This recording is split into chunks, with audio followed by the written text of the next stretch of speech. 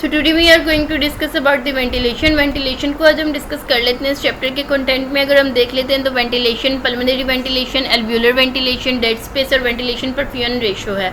आज हम डिस्कस करेंगे वेंटिलेशन को, पल्मोनरी वेंटिलेशन को और एल्व्यूलर वेंटिलेशन को।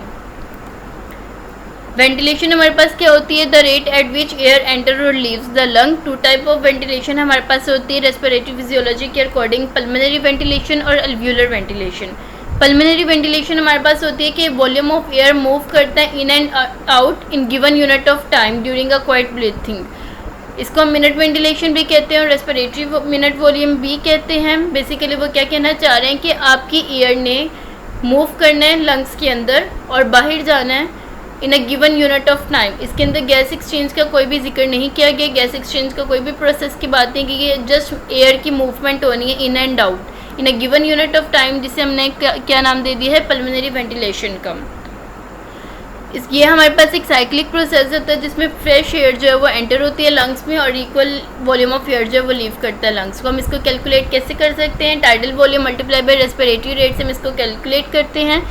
परसेंट टू परसेंट ये वैल्यू वेरी करती है। वैसे तो 6 to 8 लीटर पर मिनट जो होता है ये हमारे पास नॉर्मल कंसिडर होती है, अगर हम डिपेंड करते हैं हमारे टाइडल वॉल्यूम और रेस्पिरेटरी रेट पे।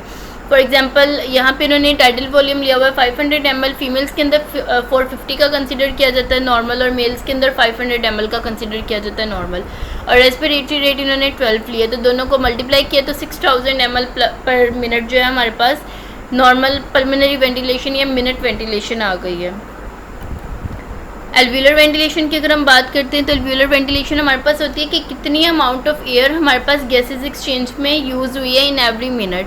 अब जितनी एयर एंटर हुई है ज़रूरी नहीं है कि वो सारी की सारी एयर जो है वो गैसेस एक्सचेंज में पार्टिसिपेट करेगी। उसमें से 150 ml जो एयर होती है वो एयर पैसेजवे में ट्रैप हो जाती है, जिसे हम डेड स्पेस कहते हैं। सो बाकी जितनी अमाउंट ऑफ एयर यूटिलाइज हो रही होगी गैसेस एक्सचेंज में एवरी मिनट वो हमारे पास एल्व्यूलर वेंटिलेशन होगी। एल्व्यूलर वेंटिलेशन पल्मोनरी वेंटिलेशन की निस्बत चेंज होती है। पल्मोनरी वेंटिलेशन में 6 लीटर ऑफ एयर जो है वो मूव करती है in and out of the respiratory tract every minute, ठीक है।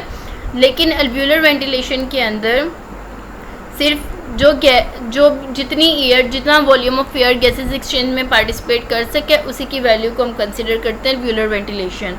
Because volume of air subjected for exchanges of gases is the alveolar ventilation. Air trapped in the respiratory passage, जिसे हम dead space कहते हैं, does not take part in the gases exchange. ये जो air trap हो जाती है respiratory passage में इसे हम dead space कहते हैं, ये gases exchange में participate नहीं कर रही होती। इसलिए हम basically dead space को माइनस करके जो वैल्यू निकालते हैं वो हमारे पास एल्व्यूलर वेंटिलेशन होती है। फॉर एग्जांपल उन्होंने हमारे पास फॉर्मूला इसका गिवन है, tidal volume minus dead space multiply by respiratory rate. Tidal volume हमारे पास 500 है, ठीक है। डेड स्पेस हमारी नॉर्मल 150 ml होती है, ये एक नॉर्मल कांस्टेंट वैल्यू है हमारे पास। और रेस्पिरेटरी रेट उन्होंने 12 कंसिडर किया है, तो 500 को 150 से माइनस करेंगे और मल्टीप्लाई कर देंगे 12 से, तो हमारे पास 4200 ml या 4.2 लीटर पर मिनट जो है ना नॉर्मल एल्व्यूलर वेंटिलेशन आ जाएगी।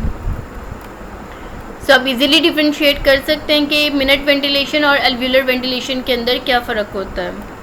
एक के अंदर जस्ट एयर का पैसेजवे है, मतलब कि मूवमेंट ऑफ एयर हो रही है। पल्मोनरी वेंटिलेशन के अंदर just volume of air move in and out कर रहा है, जितना volume of air move in and out कर रहा है वो 6 लीटर उन्होंने बताया है। लेकिन एल्व्यूलर वेंटिलेशन के अंदर जितना वॉल्यूम ऑफ एयर जो है वो गैसेज एक्सचेंज में पार्टिसिपेट कर रहा है, जस्ट उसकी नॉर्मल वैल्यू कंसिडर करते हैं।